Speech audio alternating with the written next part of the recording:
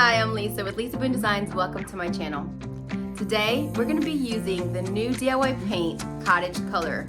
It's a brand new paint line. We only have 5 colors, and the paint has been curated by Zeb and Jami Ray of Jami Ray Vintage. Right off the top, you're going to recognize a brand new label. This is a one-step paint. It has a top coat, so this is going to make flipping furniture very, very easy. Also, you can use this on smalls. Stay tuned for how I make over this ordinary old chair using all 5 of the new colors. 5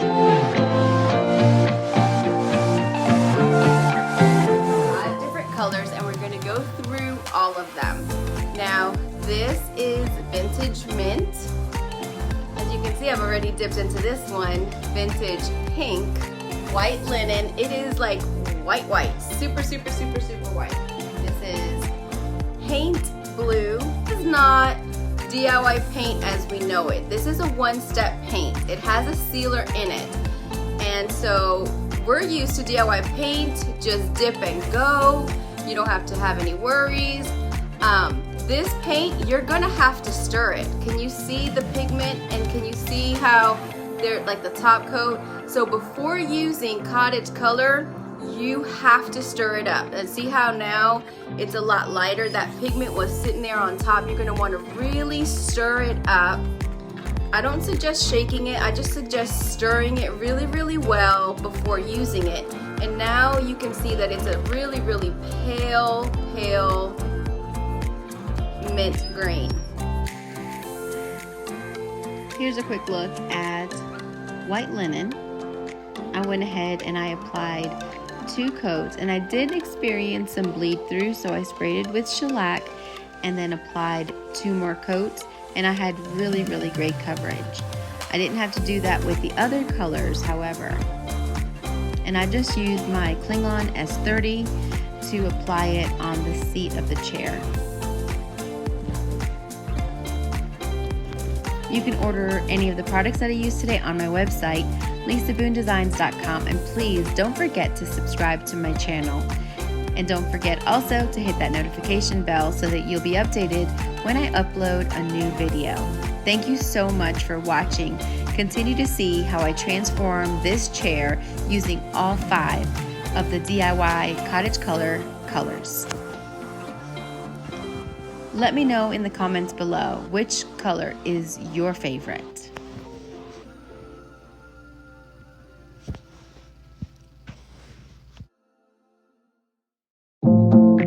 Here's also the other thing. This has a top coat and it can ruin your brush. So what I did was I just grabbed a little cup of water, and I'm gonna set my brush in there because I used another paint one time a long time ago, and I ruined a very expensive brush because it wasn't DIY paint, you know? You can't just take it off very easily.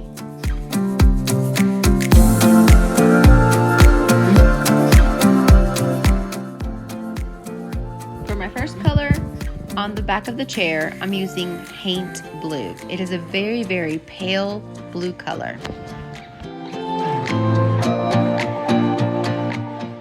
Applying this color with the Klingon brush called PS14. It goes on super quick, and it's great for spindles and furniture that has a lot of detail. You can really get into all of the nooks and crannies using one of the PS brushes.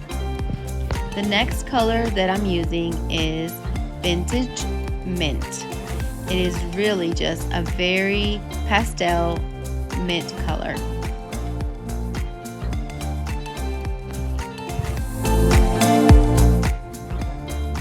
Next up, I'm using Vintage Pink. It is a absolutely beautiful pastel pink color that I think you will love.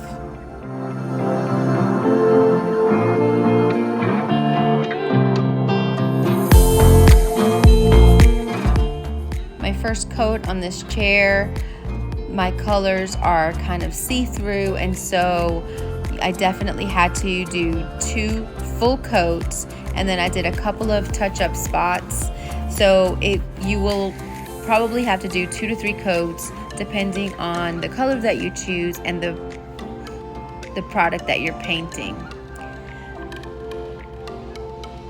After applying that shellac, I went ahead and I applied 2 coats of the white linen on the seat of the chair, and it really did a great job of covering it. And here's a great look at the difference that a second coat will make.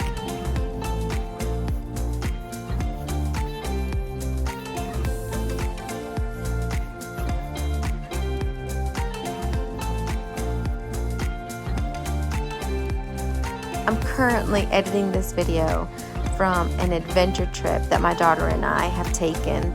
We're currently in Colorado visiting Carmen's Curiosity shop, and we're having a blast. And I want to share this adventure with you. So please be sure to subscribe to my channel. You'll be able to see all of the videos in the coming weeks.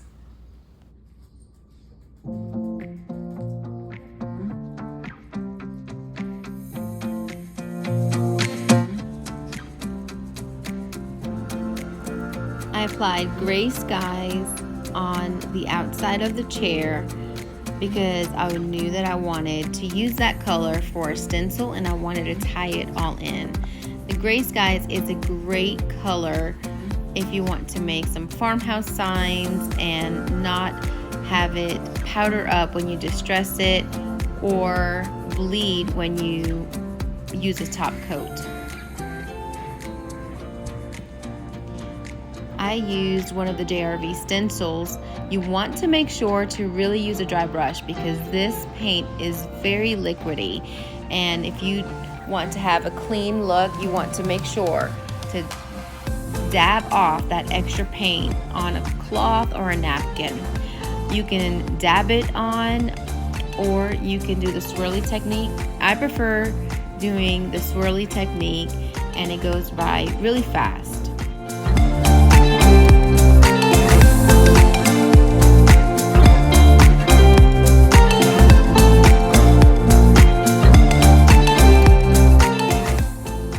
First stencil, I did have it a little bit too wet, and so if you take a baby wipe and immediately clean it up, you can do it with this paint. But once it's cured, it will be a great durable paint and it will not come off. You could also choose to take a sanding sponge and sand it slightly. As you can see, the colors are beautiful. I think that this chair would actually look really great in a nursery or a child's room. I love the way that it turned out using all 5 of the new DIY Cottage Colors. If you want to purchase any of these, please see the links below. Thank you so much for watching, and I hope and pray that you have an incredibly blessed day. Ciao.